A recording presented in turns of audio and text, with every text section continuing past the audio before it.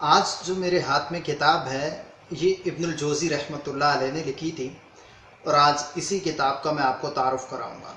یہ کتاب آپ اس کو یوں کہہ سکتے ہیں کہ یہ امام ابو نعیم اصفہانی کی کتاب حلیۃ الاولیاء کا اختصار ہے۔ لیکن یاد رکھیں کہ یہ صرف اختصار نہیں ہے، بلکہ اس میں کچھ اضافے بھی کیے گئے ہیں۔ حلیۃ الاولیاء میں صرف 600 شخصیات کا تعارف تھا، اس میں تقریباً 1000 شخصیات کا تعارف ہے، جس میں سے 800 سے زائد مرد ہیں اور 200 سے زائد خواتین ہیں۔ اور مزے کی بات یہ ہے کہ اس کی دوسری جلد کے آخر میں کچھ نیک جنوں اور کچھ نیک پریوں کا بھی ذکر کیا گیا ہے۔ اس کی ترتیب بھی بہت اعلیٰ ہے۔ اس میں سب سے پہلے نبی کریم صلی اللہ علیہ وسلم کی زندگی کو بیان کیا گیا ہے، پھر خلفائے راشدین کی زندگی کو بیان کیا گیا ہے، عشرہ مبشرہ کی زندگی کو بیان کیا گیا ہے، پھر وہ لوگ جو بدر میں شریک ہوئے تھے ان کا تذکرہ کیا گیا ہے، پھر وہ لوگ جو قدیم الاسلام ہیں لیکن بدر میں شریک نہیں ہو سکے ان کا تذکرہ کیا گیا ہے، پھر خندق اور اس کے بعد جو لوگ غزوات میں شریک ہوئے ان صحابہ کا تذکرہ کیا گیا ہے، پھر اس کے بعد جو فتح مکہ کے وقت اسلام لائے ان کا تذکرہ کیا گیا ہے، پھر اس کے بعد ایک باب بنا کر ان صحابہ کرام کا تذکرہ کیا گیا ہے جب رسول اللہ دنیا سے رخصت ہوئے تو وہ لوگ چھوٹی عمر کے تھے۔ تو یہ تو تھے صحابہ کا تذکرہ۔ پھر صحابیات کا تذکرہ کیا گیا ہے، صحابیات میں بھی اپنی ترتیب رکھی گئی ہے، پھر تابعین کا تذکرہ کیا گیا ہے، اور تابعین اور باقی نیک لوگوں میں یہ ترتیب رکھی گئی ہے کہ انہیں شہروں کے اعتبار سے تقسیم کیا گیا ہے، یعنی مدینے کے نیک لوگ، مکہ کے نیک لوگ، کوفہ کے نیک لوگ، اس طرح کر کے مختلف علاقوں کے حساب سے تقسیم کیا گیا ہے۔ اور بہت عمدہ کتاب ہے، بہت شاندار کتاب ہے۔ جو شخص نیک ہونا چاہتا ہے، اصلاحی مواد چاہتا ہے، اسے یہ کتاب پڑھنی چاہیے۔ لیکن جیسے ہر شخص میں کچھ خامیاں ہوتی ہیں تو ان میں بھی کچھ مسئلہ تھا۔ حلیۃ الاولیاء کا پر جب انہوں نے بات کی ہے تو کچھ مناسب انداز سے نہیں کی۔ یہ بنیادی طور پر ابن الجوزی رحمۃ اللہ علیہ تصوف کے بڑے سخت مخالف تھے، تو انہوں نے حلیۃ الاولیاء کے 10 عیب گنوائے ہیں۔ انہیں کسی شخص نے کہا، حلیۃ الاولیاء پڑھی ہے، اس نے تعریف کی اور کہا بڑی اچھی کتاب ہے، آپ میرے لیے اس کو مختصر کر دیں، اس کا اختصار لکھ دیں۔ تو انہوں نے کہا تمہیں صرف ایک ہی خامی نظر آئی ہے کہ وہ لمبی ہے، اس میں اور بھی بہت ساری خامیاں ہیں، میں تمہیں بتاتا ہوں۔ پھر انہوں نے 10 خامیاں انہوں نے کتاب کے شروع میں لکھی ہوئی ہیں۔ یہ مطبوعہ کتاب میرے ہاتھ میں عربی میں، اس کا اردو ترجمہ بھی ہو چکا ہے، تو یہ خامیاں انہوں نے خود لکھ دی ہیں۔ تو یہ کہتے ہیں میں تمہیں بتاتا ہوں، اور 10 خامیاں انہوں نے بتائی حلیۃ الاولیاء کی۔ لیکن میں سمجھتا ہوں کہ اگر اس نے پوچھی نہیں تھی تو پھر بتانے کی ضرورت نہیں تھی۔ ہاں، یا تو کوئی شریعت کے حلال حرام کا مسئلہ ہوتا تو پھر تو اچھی بات تھی، یہ بتاتے۔ جب ایسا مسئلہ نہیں تھا تو پھر کہنے کی ضرورت نہیں تھی۔ 10 خامیاں لکھی ہیں، میں 10 سے اتفاق نہیں کرتا، کچھ ہیں جن سے اتفاق ہے اور کچھ ایسی ہیں جن سے اتفاق نہیں ہے۔ دیکھیں، یاد رکھیں، ہمیں کسی کا بھی 100% حمایتی نہیں ہونا چاہیے اور کسی کا بھی 100% مخالف نہیں ہونا چاہیے۔ صرف اللہ اور رسول کی ذات ایسی ہے کہ ہم 100% ان کے حمایتی ہیں۔ اس کے علاوہ کوئی بھی جو ہے ہم اس کے 100% حمایتی نہیں ہوں گے۔ ہم دیکھیں گے وہ دین پر کس درجے کا چل رہا ہے، اس معاملے میں یہ جہاں حق پر بات کر رہے ہیں ہم اس کے ساتھ ہوں گے، اور جہاں حق پر بات نہیں کرے گا ہم اس کے خلاف ہوں گے۔ تو ایک مسلمان کو ایسا ہی ہونا چاہیے۔ اب میں تصوف کا وجہ سے پچھلی ویڈیو میں بتا چکا ہوں کہ میں اتنا کوئی خاص حامی نہیں، تصوف کی اصطلاحات اور ایک خاص مشہور معروف مذہب جو ہے اس کا میں حامی نہیں ہوں، اگرچہ زہد، تقوی، نیکی، ورع، اصلاح اس کا میں حق میں ہوں، اس کے حق میں ہوں، لیکن اس کے باوجود میں ابن الجوزی کی 100% باتوں سے حمایت نہیں کروں گا، پر ان کی حمایت نہیں کروں گا۔ دیکھیں، اب انہوں نے 10 لکھی ہیں، 10 عیب لکھے ہیں حلیۃ الاولیاء کے۔ حالانکہ میں سمجھتا ہوں کہ ابن الجوزی نے یہ زیادتی کی ہے۔ پھر بالفرض آپ کو 10 عیب نظر ہی آگے تو دنیا کو بتانے کی کیا ضرورت تھی کہ 10 عیب بتائے جائیں؟ چلو، جو بہت ضروری تھے، جن کو بتانا شرعاً فرض تھا، انہیں تو آپ بتاتے، باقی چیزوں کو چھوڑ دیتے، ایسی گنجائش تھی، لیکن ابن الجوزی نے نہیں چھوڑا۔ اب وہ 10 عیب کیا تھے، میں اس کا خلاصہ ذکر کر دیتا ہوں۔ تو ابن الجوزی کہتے ہیں حلیۃ الاولیاء کا مقصد یہ تھا کہ نیک لوگوں کا وہاں تذکرہ کیا جائے اور لوگ ان کے اخلاق کو جانیں، ان کے احوال کو جانیں اور ان کی پیروی کر کے منزل مقصود تک پہنچ جائیں۔ یہ ابن الجوزی نے لکھا اور کہا میں نے دیکھا ہے کہ اس کتاب میں بہت سارے ایسے لوگوں کا نام ذکر کیا گیا لیکن ان کی نیکی تقوی میں سے کوئی چیز بھی ذکر نہیں کی گئی۔ تو یہ پہلا عیب ابن الجوزی رحمۃ اللہ علیہ نے ذکر کیا ہے، لیکن میں اس سے 100% اتفاق نہیں کرتا، بلکہ میں اسے صحیح اعتراض بھی نہیں سمجھتا، کیونکہ یاد رکھیں جب کوئی نیا مصنف کسی نئے موضوع پر لکھنے کی کوشش کرتا ہے تو اس کے سامنے ایک بہت بڑا مسئلہ یہ آتا ہے کہ وہ اس کے متعلق مواد کہاں سے جمع کرے۔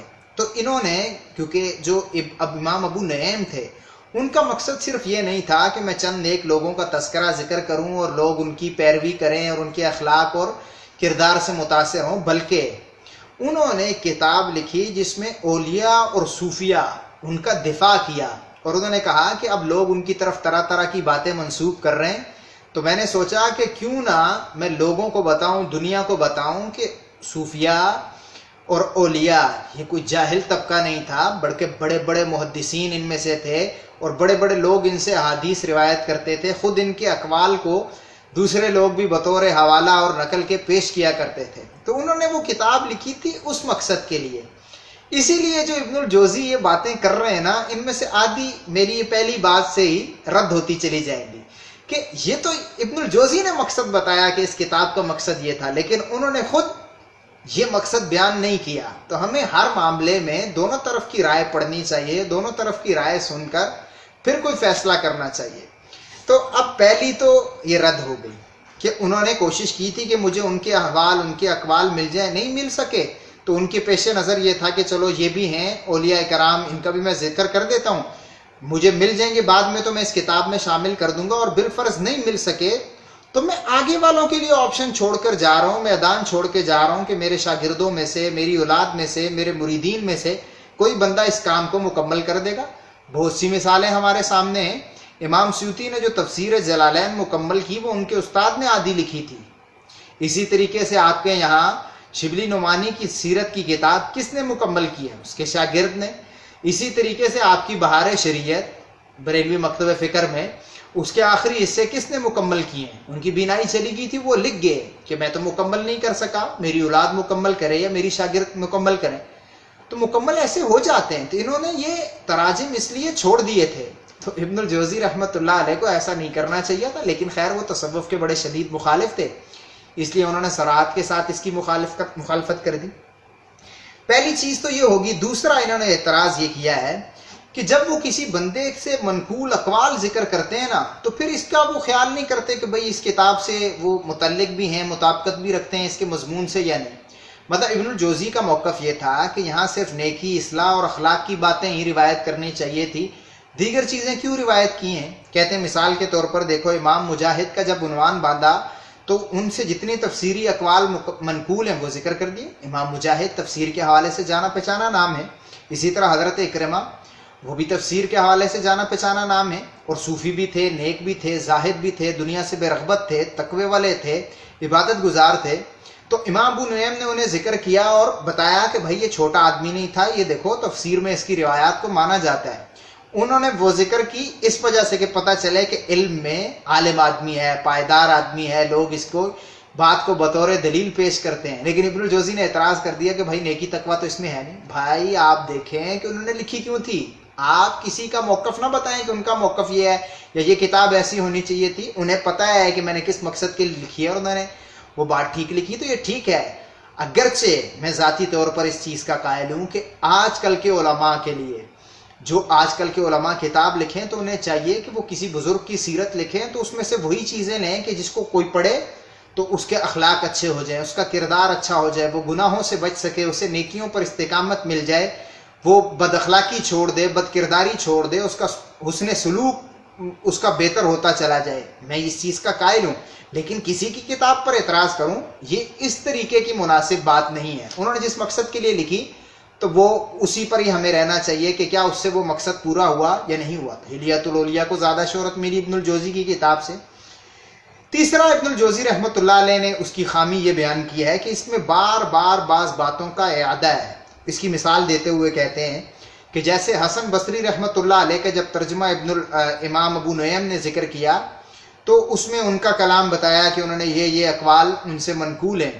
پھر ان کے شاگردوں کی جب بات چلی تو بتایا کہ انہوں نے یہ بھی ان سے روایت ہے، یہ بھی ان سے روایت ہے، یہ بھی ان سے روایت ہے، اور وہ سارے اقوال تھے امام حسن بصری کے۔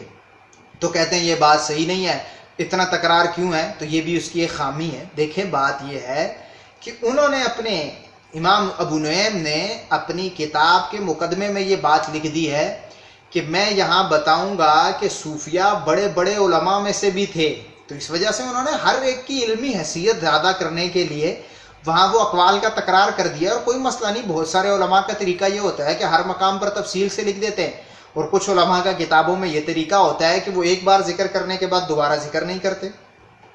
اس کی مثال آپ کو تبیان القرآن اور علامہ غلام رسول سعیدی صاحب کی دوسری کتاب شرح صحیح مسلم اور نعمت الباری سے مل جائے گی. وہاں آپ دیکھ سکتے ہیں، وہاں بہت ساری ایسی چیزیں آتی ہیں، وہ ایک جگہ تفصیل سے ذکر کر دیتے ہیں، بعض کا دوسری جگہ بالکل ذکر نہیں کرتے، اور بعض کا دوسری جگہ بھی کچھ اس کے دوسرے پہلو پر مزید تفصیل سے لکھ دیتے ہیں اور پھر اشارہ کر دیتے ہیں کہ وہاں جا کر دیکھ لیجئے گا. فقہا اپنی بہت ساری کتابوں میں ایسے کر دیتے ہیں.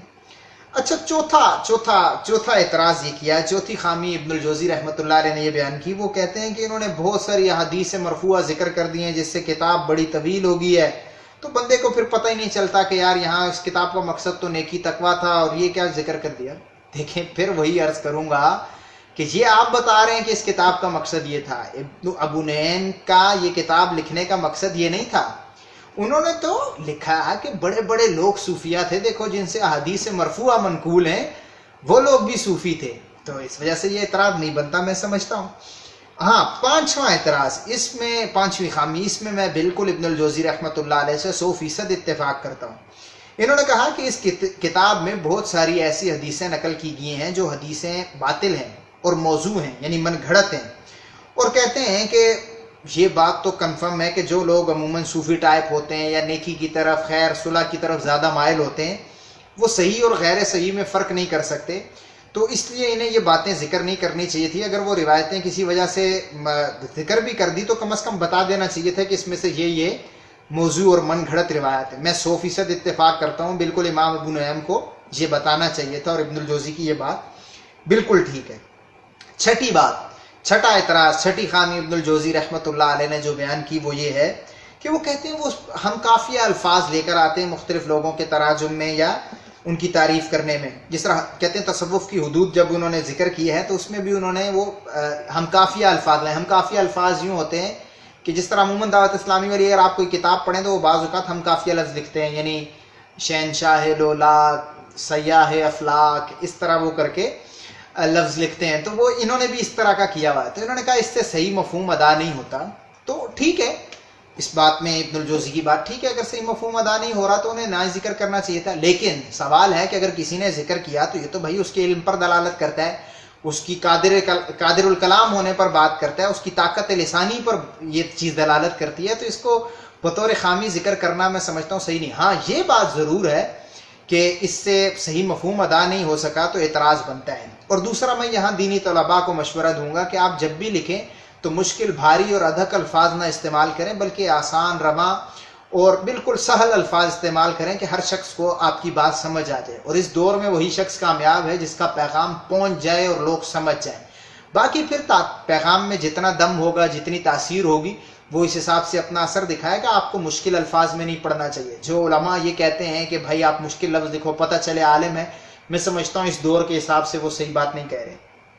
کبھی ہوتا تھا کہ مشکل الفاظ لکھنے تھے جب سارے آپ کے لوگ اردو پڑھنا جانتے تھے یا فارسی پڑھنا جانتے تھے یا عربی پڑھنا جانتے تھے. اب تو لوگ جانتے ہی نہیں ہیں. آپ کے تو اردو سے لوگ اتنا دور ہیں کہ اردو پڑھنے کے لیے انہیں مصیبت پڑ جاتی ہے. اس سے بہتر تو وہ انگلش پڑھ لیتے ہیں. ساتواں اعتراض یہ کیا ہے، ساتواں اعتراض دیکھیں، سنیں، بڑا اہم ہے. ساتواں اعتراض یہ کیا ہے کہ انہوں نے امام ابو نعیم نے حضرت ابوبکر، حضرت عمر، حضرت عثمان، حضرت علی، حضرت حسن، حضرت شریک، حضرت سفیان ثوری، شعبہ، مالک، امام شافعی، امام احمد اور اس طرح کے لوگوں کو ان کی طرف تصوف کی نسبت کی ہے کہ وہ لوگ بھی تصوف کے ماننے والے تھے اور صوفی تھے. تو امام ابن الجوزی کہتے ہیں کہ حالانکہ لیسا عند ہؤلاء القوم خبر من التصوف ہے. کہتے ہیں اس قوم کے پاس یہ جو لوگوں کا ذکر کیا یہ تو تصوف کو جانتے ہی نہیں تھے، تو ان کی طرف اس کی نسبت کرنا یہ صحیح نہیں ہے، یہ اس کتاب کی خامی ہے اہلیت الاولیاء کی. اب یہاں خود ہی ابن الجوزی بڑے عالم تھے، تو وہ کہتے ہیں اگر کوئی بندہ یہ کہے کہ یہاں زہد، دنیا سے زہد، کہتے ہیں انما عنی بہ الزہد فی الدنیا وہؤلاء زہاد. اگر کوئی بندہ یہ اعتراض کرے کہ بھائی اس سے مراد دنیا سے بے رغبت ہونا ہے، اور بے شک یہ سارے بڑے لوگ جن کا پیچھے ذکر کیا گیا یہ دنیا سے بے رغبت تھے، تو کیا یہ بات صحیح نہیں ہوگی؟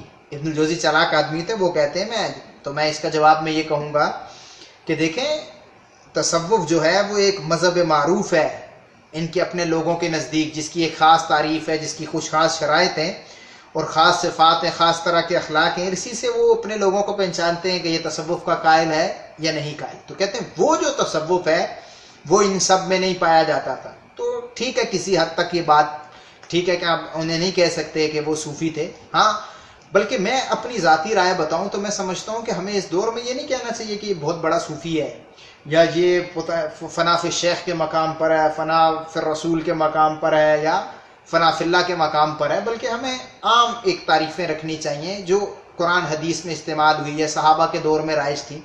ہم یہ کہیں یہ بہت نیک آدمی ہے، بہت متقی آدمی ہے، بہت پرہیزگار آدمی ہے، گناہ کبیرہ سے بچنے والا ہے، گناہ صغیرہ سے بھی بچنے والا ہے، مستحبات پر بھی عمل کرنے والا ہے، نوافل بھی کبھی نہ چھوڑنے والا ہے، تکبیر اولیٰ کے ساتھ جماعت پڑھنے والا ہے، نفلی روزے بھی رکھنے والا ہے۔ تو یہ اصطلاح اگر ہم رکھیں گے تو لوگوں میں عبادت کا رجحان بڑھے گا۔ جب ہم تصوف یا صوفیہ والی اصطلاحات استعمال کر لیتے ہیں تو ہم کہتے ہیں یہ مجذوب ہے، یہ کچھ نہیں کر رہا لیکن پھر بھی بخشا جائے گا۔ تو ہمیں اس طرح کی اصطلاحات سے بچنا چاہیے جس سے لوگوں کے عمل میں، اخلاق میں، کردار میں کمزوری آئے، کیونکہ وہ ورنہ پھر صوفیہ کے ہو ہا میں لگے رہتے ہیں اور عمل نہیں کرتے، جس سے دین کا نقصان ہوتا ہے۔ نہ کتابیں لکھی جاتی ہیں، نہ لوگ مدارس میں آتے ہیں، نہ اخلاق سیکھتے ہیں، نہ قرآن سیکھتے ہیں، نہ حدیث سیکھتے ہیں، نہ رسول اللہ کی سیرت پڑھتے ہیں، اور بس وہی اپنی 4 کتابیں تصوف کے لیے اسی پر زندگی گزار دیتے ہیں۔ اور ساری زندگی میں نے تو آج تک نہیں دیکھا کہ کسی پیر صاحب نے اپنے مرید کو کہا ہو کہ جاؤ بھائی تو فنا فی شیخ سے اوپر کے درجے میں پہنچ گئے ہو، فنا فی رسول ہو گیا، اب تمہیں میری ضرورت نہیں ہے، تم بس رسول اللہ صلی اللہ علیہ وسلم کی تعلیمات کو پڑھو اور انہی پر عمل کرو۔ کیوں نہیں ہے کہ وہ نہیں چاہتا میری دکان بند ہو، اس وجہ سے سارے چکر چل رہے ہیں۔ تو میری رائے اس پر یہی ہے کہ ہمیں یہ تصوف سے نکل کر ڈائریکٹ ظاہر شریعت کی طرف آنا چاہیے، وہ زیادہ بارے میں، لیکن ظاہر شریعت سے میری مراد سلفیت نہیں ہے، ابھی اتنا کافی۔